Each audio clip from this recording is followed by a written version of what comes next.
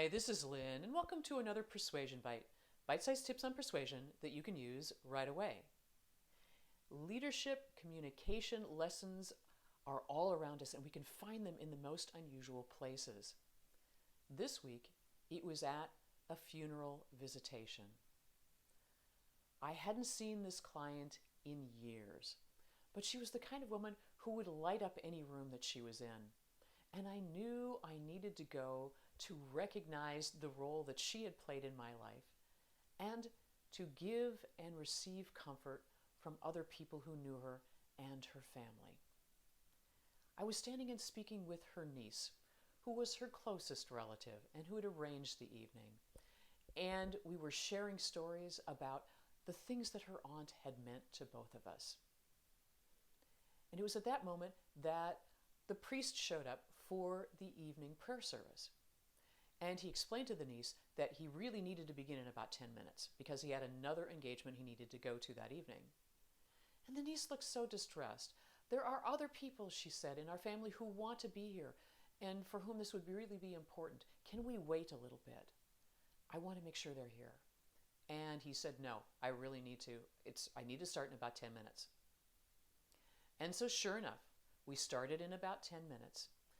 And I have to admit, my judgment may have been colored, but it seemed to me that the priest went through this in a rather rote fashion, said what he needed to say, and didn't spend an extra moment with the family, and then was on his way.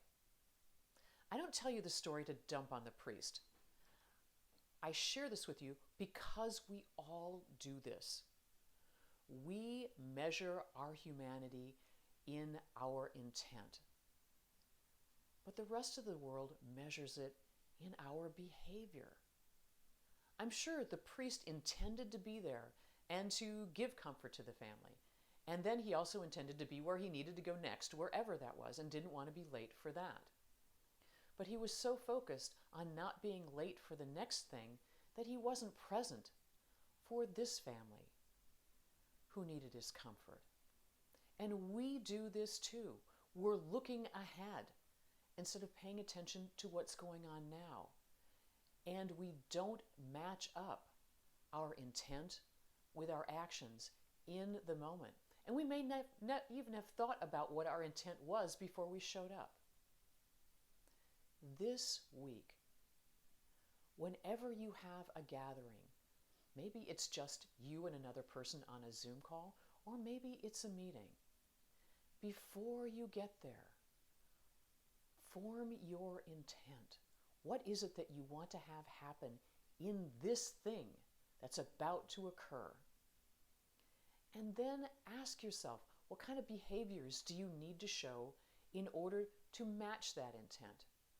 To take your humanity from your own mind and into the real world. It will make such a difference for people to feel seen and heard, and in this instance at the funeral, to have felt ministered to. Take your intent and bring it into the world.